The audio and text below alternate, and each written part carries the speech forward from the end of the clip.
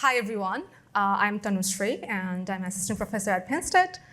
And well, last few years, I attended USENIX PEPR as a student, and this year in a different role. And more excitingly, I'm presenting my students' work. So let's get into it.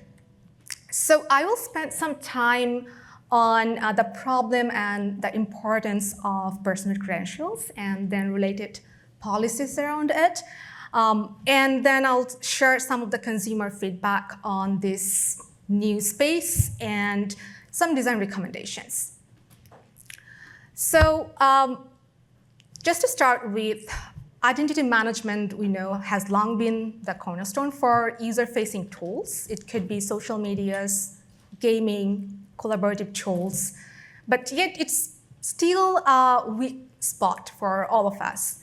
So take something as simple as online survey platform. So for a researcher like me who work on human-centered security and privacy, that's a big problem. So when we get automated bot distorting responses, because we rely on this human input or behavioral insight when we are running a survey or testing a system prototype.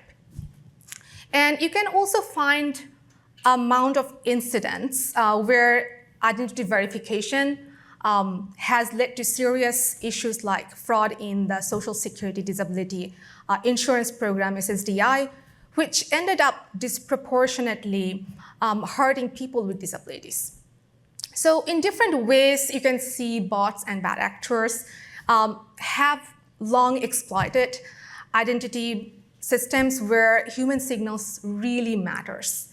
Now, I won't dive into all the possible threat scenarios that AI might bring because we're still figuring out what exactly is baseline or actual risk and anticipatory risk, so I will just leave that part to you to imagine.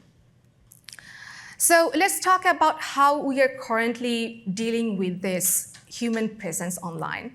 Just a simple tool like CAPTCHAs based on heuristics or behavioral check. Those used to be quite effective, right? But bots are evolving to the point where they can mimic the cursor movement like a human. So probably CAPTCHA might not be a long-standing defense against bot anymore. Then this brings us to some enterprise-level solution like ID.me. So a service that's used by government like the IRS services. Let me ask something. Anyone here used ID.me before? Oh, many of you used that. I also did use that during tax filing this year.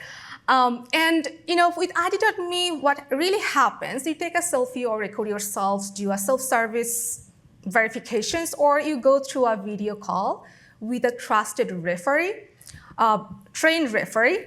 So your facial feature might be compared to the government-issued ID, and that's how you verify yourself. And especially, you have to also trust that the trusted referee during the verification process is good actor. So there is a trust model there as well. Now, this really represents a shift towards layered verification approach. Now, you can think of this another contrasting areas with growing concerns about data handling during the verification process. There has been an ideological and technological shift towards decentralized identity management, right? And there is this one of the leading ideas in this area, we all know perhaps decentralized identifier, DIDs, unique IDs that don't rely on central authority. So groups like W3C, working groups on this idea for a while, although this ecosystem is still emerging and might not be that mainstream. One of the fundamental limitations of this approach is the signal failure. What do I mean by that? Signal failure to address the issuance system for digital IDs. So without an ecosystem of broad base of issuers, system that leverage digital ID will slow down. And on the other side, if you think about it, without services that leverage digital ID, the issuance system will not really emerge. So there is a chicken and egg problem here. So to just give a context of it, like if you think about even after years of effort in industry coalition, only a few states in the United States, including California, currently offer digitally signed IDs. Now, recently, some example made me think a bit lot on this area where Amazon might be starting. I would love to learn more about what's happening in this area to integrate this mobile driver license and UDI in their platforms, European digital identity wallets, and that might be some push forward adoption in this area. But if we are really thinking of privacy preserving user control digital IDs, then we might need to think about not just a tech upgrades, but a quite shift in the technology stack as well. Now, building on this idea of DIDs, anonymous credentials, proof of personhood, recently this personhood credentials has emerged as an alternative approach.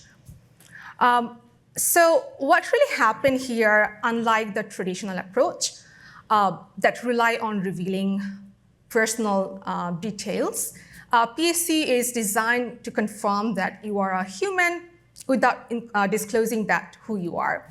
So in short, a well-designed PHC would say that, yes, I'm a person, without also saying that, oh, here is everything about me.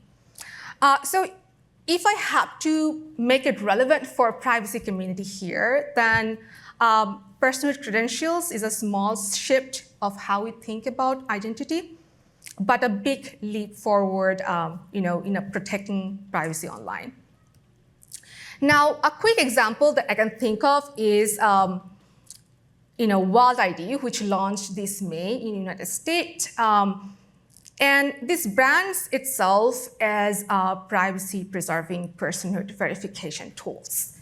Now, essentially, what you do here is scan your iris using a device called Orb, and then get a digital ID that proves you are a unique human. And that ID lives in your wallet and can be used in a context like social media, gaming, dating. And these are some of the domains they are focusing on, they think is important. Now, people are lining up there to get their eyes scanned. So, I went there too last month. So I really like the idea, and I'm convinced that verifying real human is critical in high-stake use cases. Now, the obvious questions could be from your end, did I scan my iris there? And the answer is no. Even though I see the value and believe that the concept is good, but I didn't. And why not? Right? And that's the question my students have worked on to understand what is there to investigate for technologies like this to move forward from consumer point of view. New tools often comes with different friction. For example, first of all, this World ID is based on iris scan. So are people comfortable with that? Then second, it's issued by WorldCoin team. So how much does the issuer matters to the users? What about the privacy and security? Are those guarantees clear to users? And finally, the infrastructure is decentralized and trustless. But do people really get what it means? So if user doesn't understand that, then they don't trust the ecosystem and adoption will slow down. And that's where our goal is to understand what shapes users' preference when it comes to verifying their identity, and how can we design better experience around it. So what we did, a formative competitor analysis, policy analysis, and user study with participants from US and EU populations. I won't dive into the deep for formative analysis today, given our time, but it helped us set the stage for investigating consumers. So next, for policy analysis, we analyzed 18 regulatory compliance frameworks and standards to understand how identity systems are governed. And across this, we notice some emerging theme. For example, requirements around data, storage for the data, and the issuers. So we also looked at how this policy aligned with user-centric values like transparency, privacy protection, and adaptability. And we have this entire analysis in our project page. Feel free to have a look if that sounds relevant to you. And now, for example, take California's ID framework, for example. It uses a centralized gateway and allows identity verification via knowledge, possession, or biometric, and often involving third parties through standards like OpenID Connect. One key takeaway is across these standards, issuers' roles are often loosely defined. So in decentralized systems, anyone with verifiable credentials might be eligible for issuers. However, in centralized identity system, there is a push for someone to have approval from official authority to perform as an issuer. However, those requirements are not so clear. And these findings really helped us interviewing and asking those requirements actually means for consumers. And next, a few insights from the interview itself.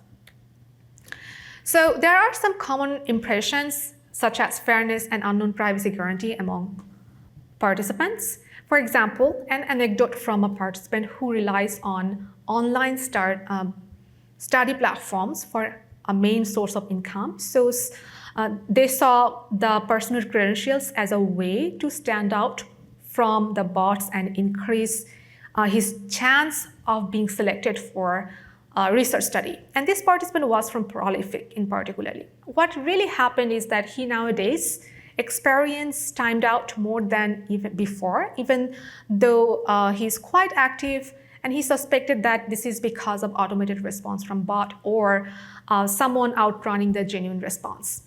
And then about the unknown privacy guarantee, where participants often made trade-off between the familiar security guarantee associated with the traditional verification system over the unknown privacy guarantees that this personhood verification might give, for example, the world ID.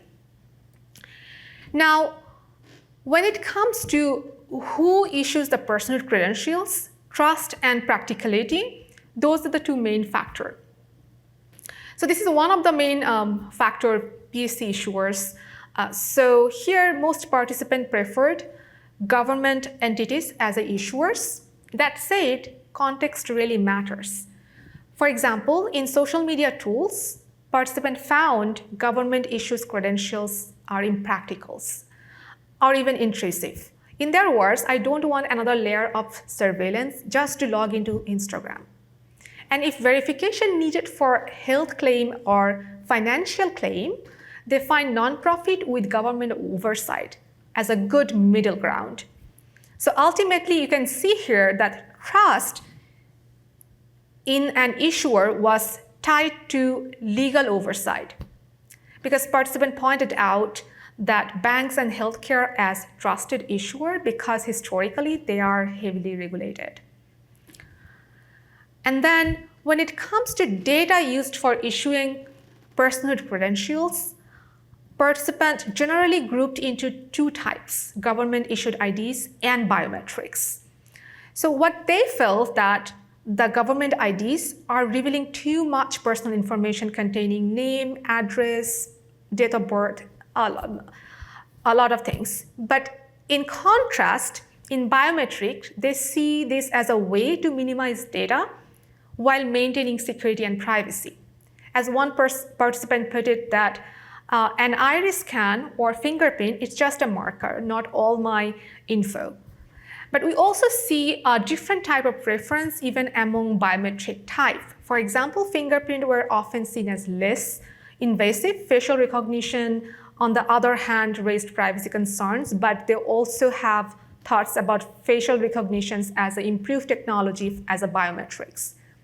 Interestingly, iris scans kind of sparked interest, even if only few of them tried it before. So overall, you can see that people are balancing three things: security, privacy, and practicality.